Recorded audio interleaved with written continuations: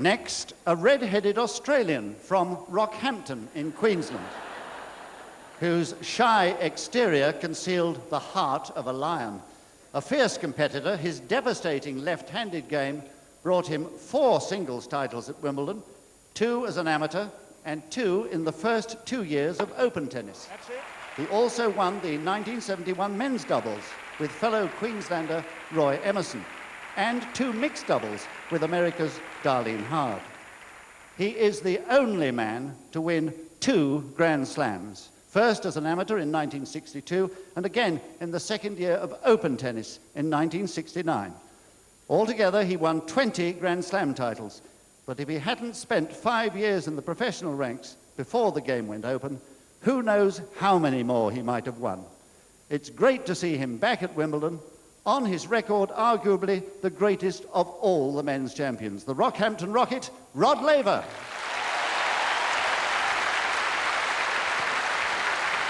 Huge applause, and in the crowd many who would never have seen him play. Such an unassuming character, and still the yardstick against which all the other gentlemen players have been measured.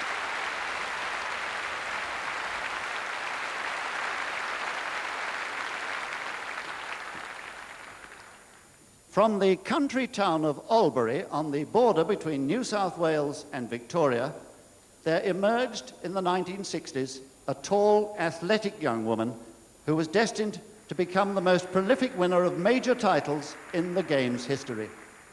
Here at Wimbledon, this majestic Australian won 3 singles titles in 1963, 65 and 70, plus 2 women's doubles and 5 mixed doubles titles. In 1970, she became the second woman, after the late Maureen Connolly, to achieve a Grand Slam, a feat she had previously recorded in mixed doubles with Ken Fletcher in 1963. With an astonishing 62 singles, doubles, and mixed titles at the 4 major championships, this remarkable athlete holds a record that will surely never be beaten. Now the Reverend Mrs. Court, please welcome the lady we first greeted here as Margaret Smith.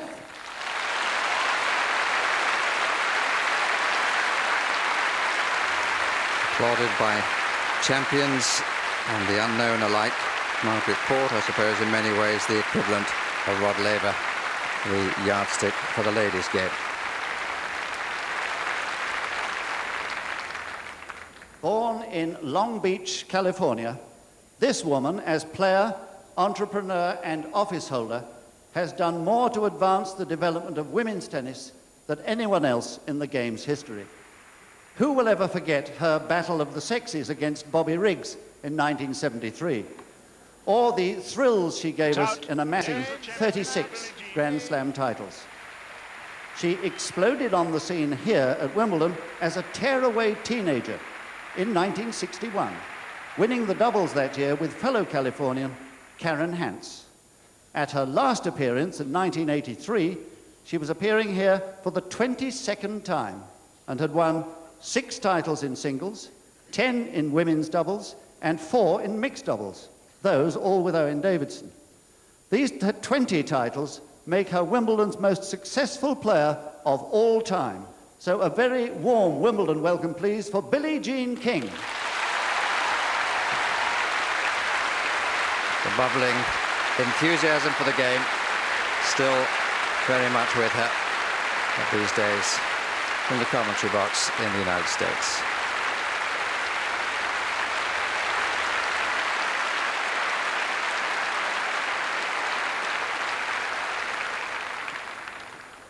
Next, one of those great Australian heartthrobs who regularly seem to emerge in the 50s, 60s and 70s from that country's conveyor belt of champions. This handsome athlete was clean-shaven when he arrived, but it wasn't long before his trademark moustache had all the girls falling madly in love with him. He won 3 singles titles here.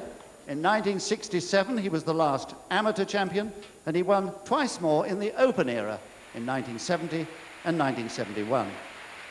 He also won 6 doubles titles, 5 of them with Tony Roach, with whom he formed one of the game's greatest ever doubles teams. Altogether, this powerful exponent of the serve and volley game collected 25 Grand Slam titles and performed heroically in Australia's Davis Cup teams, of which he is now the captain. By now, you'll have recognised that he is, of course, John Newcombe. Almost a little shy, his reaction of all the comments made by John Barrett. But I'm sure the ladies would agree with everything that Mr. Barrett said.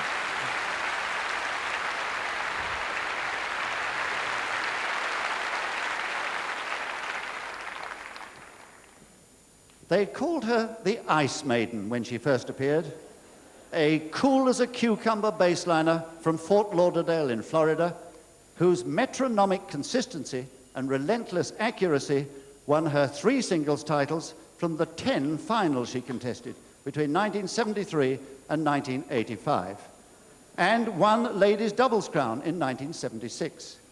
She also won 6 US Open titles and 7 at the French Open, an all-time record. Her 21 Grand Slam titles puts her at equal 4th place in the all-time list of winners, but she was number 1 in the hearts of her millions of fans around the world. Will you please welcome back the lady who is as American as apple pie, Chris Evert.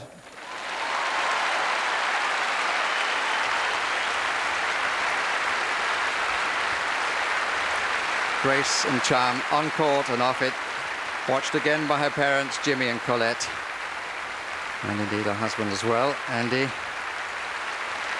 and applauded here by one of her great rivals, Martina Navratilova.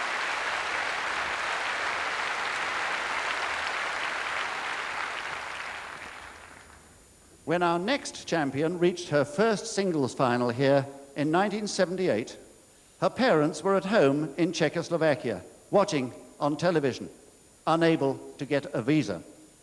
But they were here on centre court the following year to see her devastating left-handed game win her a 2nd title.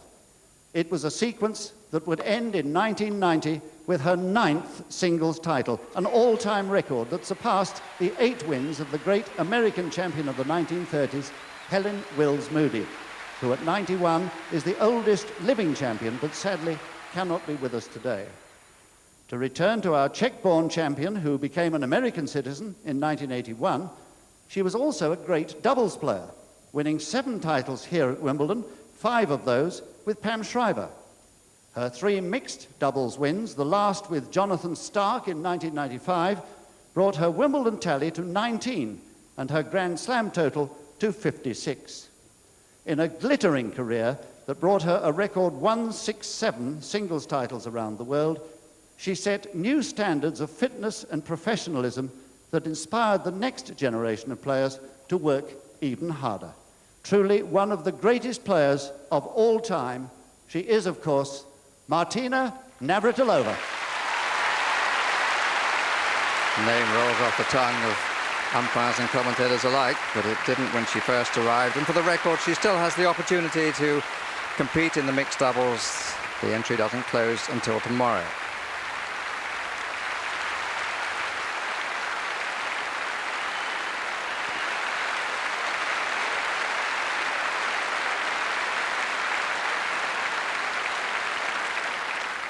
Blessed with a golden touch and a fiery temperament born of his Irish ancestry,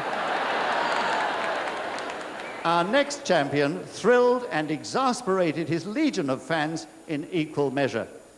But there was never any doubt about this American left-hander's genius, which won him 3 singles titles in 1981, 83 and 84, and 5 doubles titles, 4 with Peter Fleming, and the last in 1992 with Michael Stich.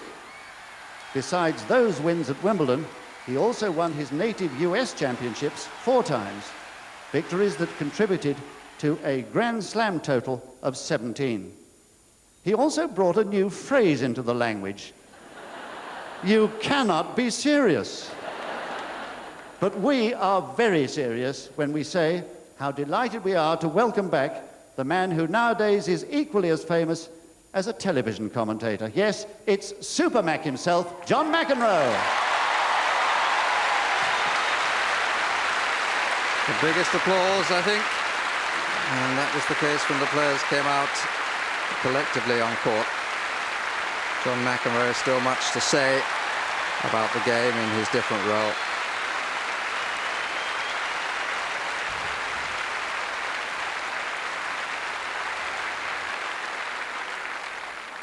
Our next champion set all sorts of records in 1985, when, aged just 17 years and 7 months, and still young enough to have entered the junior event, he won the first of his 3 singles titles. He was the youngest ever men's champion, also the first men's winner from Germany, and the first unseeded winner. Christened Boom Boom for the power of his formidable serve, he would go on to become a hero for his country in Davis Cup, leading them to victory in 1988 and 1989, both times against their great rivals, Sweden. Still at the height of his career, he has so far won 2 Australian Open titles and 1 at the US Open, while here at this year's Wimbledon, he is the tournament's number 8 seed. Already you recognized him, of course, it's Boris Becker. Boris Becker, those pictures of his first success as an unseeded champion, still fresh in the memory, but now with his wife Barbara, he has a son Noah who's 3.5 years old.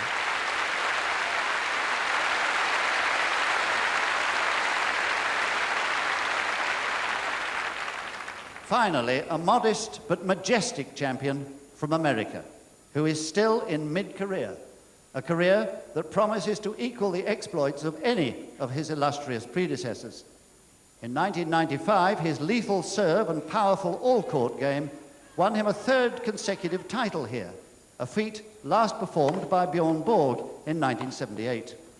His 4 US Opens and 2 Australian titles, the second one in Melbourne last January, gives him a current total of 9 Grand Slam crowns, placing him 4th in the all-time list and only 3 short of Roy Emerson's record of 12, a total that is surely within his grasp.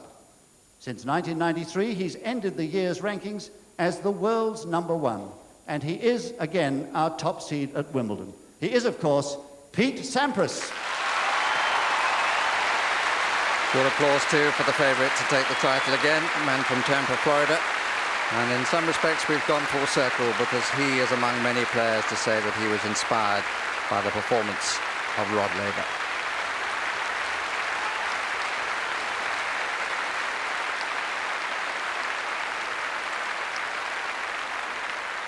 While the photographs are being taken, I'd like to introduce you now to our 3 British lady champions, of whom we are all very proud. They're sitting over there by themselves in a front row seat.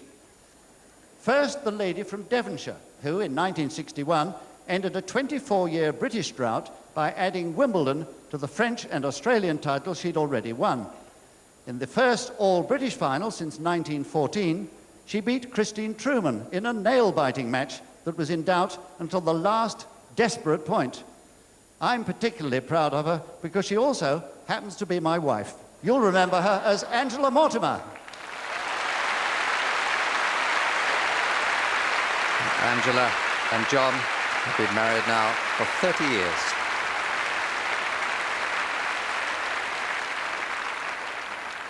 Eight years later, in 1969, a left-hander from Birmingham, who had once been a triple finalist in the World Table Tennis Championships and at Roland Garros had won 2 French championships, marched through to the Wimbledon final at the expense of the former champion, Margaret Court, and in that final, she faced the reigning champion and world number 1, Billie Jean King, and they're both here.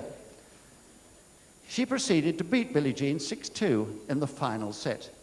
These combined performances were the best ever by a British woman at Wimbledon, and achieved, of course, by Ann Jones.